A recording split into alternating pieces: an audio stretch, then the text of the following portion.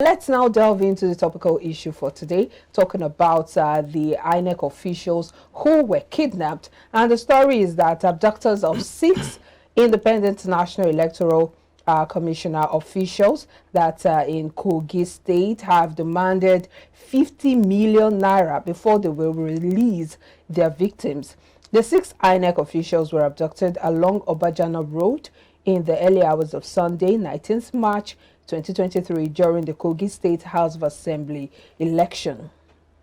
The victims were returning from Kupa North and South under Lokoja Local Government Area of Kogi State, where they went to conduct the assembly election before they were attacked by armed hoodlums. And of course, this is one pressing issue that demands special attention, Josh, especially looking at the fact that we've not heard anything from the federal government or even the Inec, the Inec board, especially the chief, what's it called now? The Inec chairman, Mahmoud Yakubu. This happened several weeks ago. The election happened March 18, and so today is 27. That's already how many days now? More than a week, and nothing has been done. At first, the police said that they've been released, that they had a rescue mission and they released them, but it was eventually discovered that these people are still in captivity, and now the kidnappers have asked for 50 million naira ransom. It's looking more lucrative, especially the business of abduction, kidnapping in Nigeria. Yes, it is very lucrative, and that's the truth. We just can't silvercoat it, because this is not the first time we are getting to hear kidnapping issues or if people picked up at different locations. And of course, the next thing you start hearing is they start contacting families of these victims, start demanding outrageous ransom.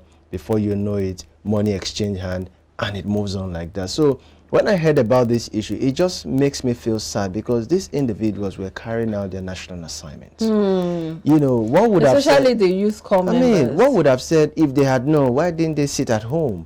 When your own country that you're working for cannot be able to guarantee your safety. You know, a lot of parents were actually skeptical about releasing their children and what for the, the ad hoc what's it called now, assignment with Inec. And now I'm sure many of them would already be biting their fingers as to, and if you look at the story, one of the victims, or rather one of those who were on that mission who escaped, was talking about the fact that they had only three armed policemen, and then only one of them was armed. 3 policemen rather, only one of them was armed. So you're looking at a case where they were attacked by men who were already armed, and they were shot, they were on the short end of the whole stick, because they didn't have what to fight back.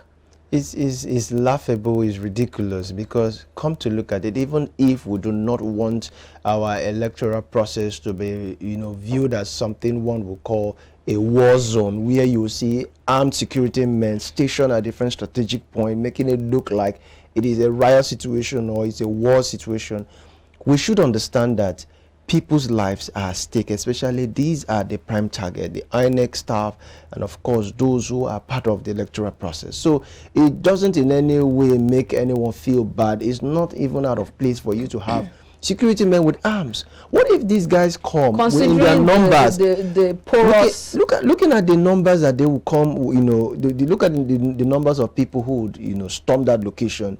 And if these guys are armed, they eventually will be overwhelmed. But the fact that the story was just mentioned in passing, especially after the elections, would make you wonder how serious we take the lives of people in Nigeria. These are youth corps members, people who are supposed to face the future. Like, after their service here, they're supposed to now prepare themselves for the work environment and then begin to, many of them may even, their parents may be depending on, waiting for them to, get a job and, begin to maybe send something home and all of that. And we know how the situation in Nigeria is, even though, yes, we know some of them are not the ideal situations, but that's what we have, that's what's obtainable here. And it's sad that these people are now having to, be held. They're now being held against their own will under the name of serving their own country. It's funny. There was a time, was it Vice President Yemi Osinbajo called for the scrapping of this NYSC program?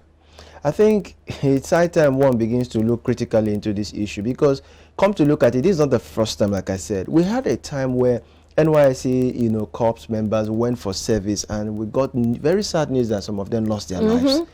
Every election, we always have statistics revealing the number of youth corps members who lost their lives during the exercise. And one would expect that because of all of the promises that Inec made before the elections, that they were going to protect the lives of every night. Because really, to even start with, this is even just about the National Youth Service Corps members. It is about the life of That is where I was going. That's where I was going. Because if you look at it critically, one would say, okay, you guys are talking about the NYC Corps. How about the staff? Inec officials? How about the staff?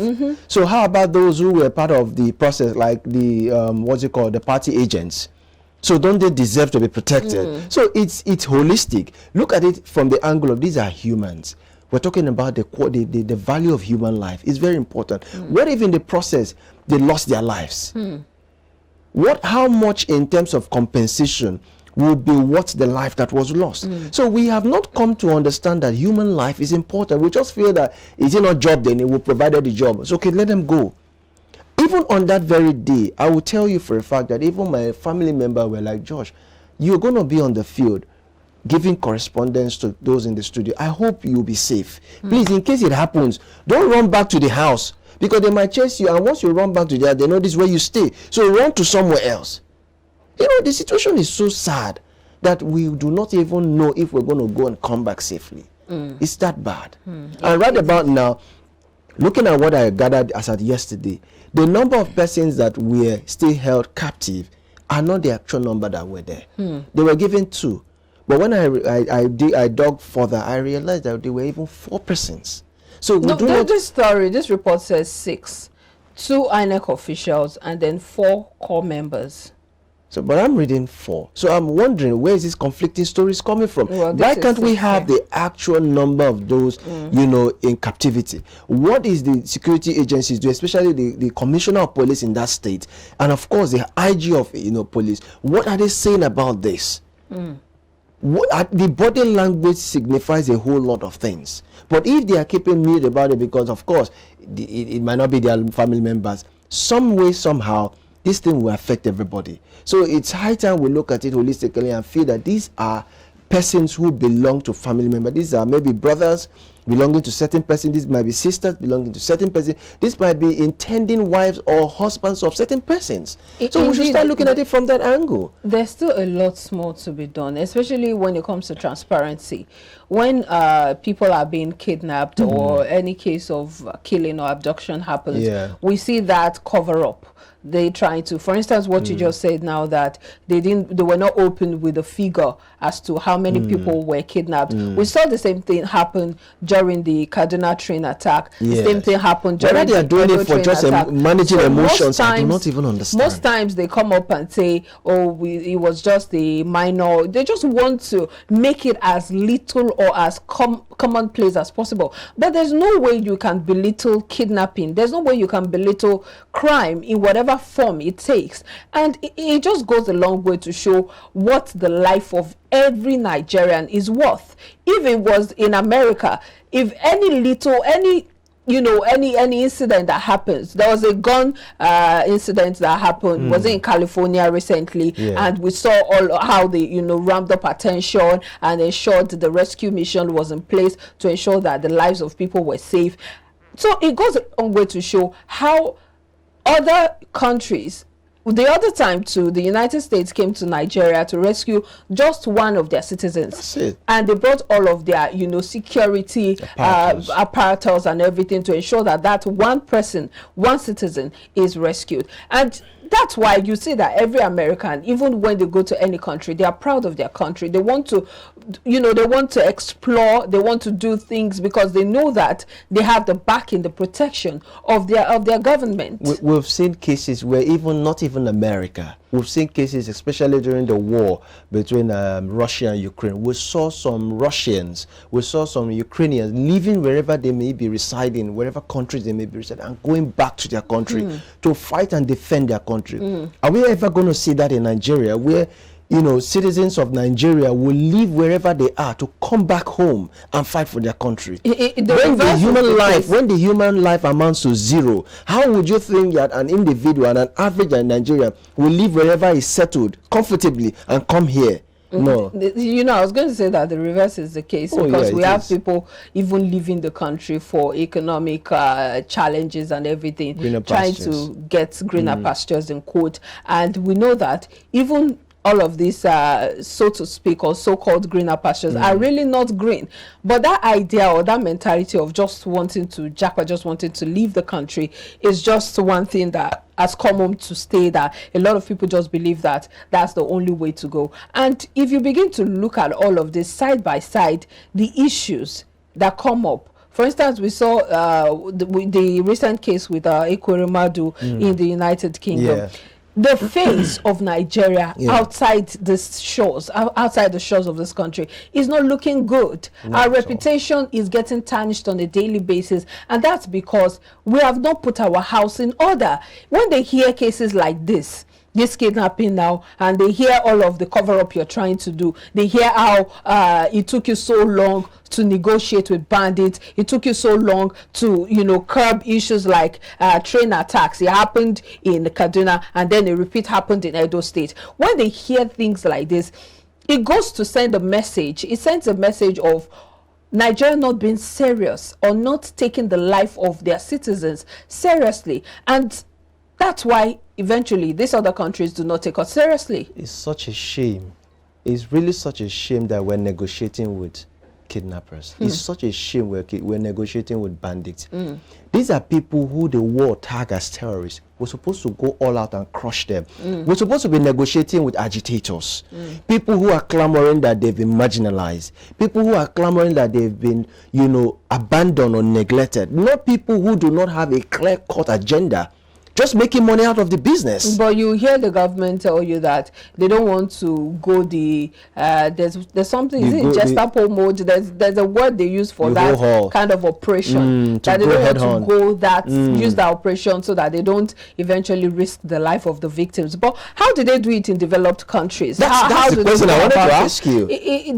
And our men, funny enough, you see, these are security men outside the country. They do valiantly well. They are always in the good books of other nations when it comes to training, when it comes to carrying out their duties and activities as security men. But what exactly happens when they come back to this country? It means there's something wrong with the system. Yes, because if you can do well in other developed society, we expect that when you come here you replicate such. But in a case where you come back home, you are docile, then it means that somehow some persons are profiting from this, because obviously they're going to frustrate your effort when you know that what you come in here to do is to replicate the same effort you've put in there. Then we understand why they pay lip service to these things. They act as if they are doing something, whereas they are just pampering the egos of this person, because obviously you're going to make somebody's business not worth it when you bring in your expertise to the fore. So when we see these things happen, it makes people lose credibility in those who we expect that our life should be entrusted in their care. And somebody was saying the other day on one of these spaces online that even if, yes, we travel abroad for greener pastures and we end up washing dishes for white men, it's worth it, because when you wake up every morning, you see 24 hours electricity, you walk on the road, you see good road, your life is secured. I mean, it's worth it. It's worth it, because when you come to a country where virtually everything is provided for by you as an individual, you're a local government to yourself. That's still, of course, relative and subjective, especially when it comes to different individuals. Some people will tell you that as much as life is good there in terms of infrastructure, here in Nigeria, when it comes to paying taxes and, when you get your salary, you know that half, or let's say a part of it, a huge amount of it is already gone on taxes. But eventually you get to reap the benefits of those taxes in those developed countries. Sure. But here in Nigeria, the reverse is the case. The reverse is the case. But if you also look at the other side of it, there are so many things that some Nigerians who would advocate for staying back to develop the what are country those things? would try to give you as argument. No, I'm just saying that it's different strokes for different folks. Some people will tell you that in a country like Nigeria, there are some things that you can get away with. For instance, you want to maybe make bribery and corruption. Do you get? So you want to maybe start a business,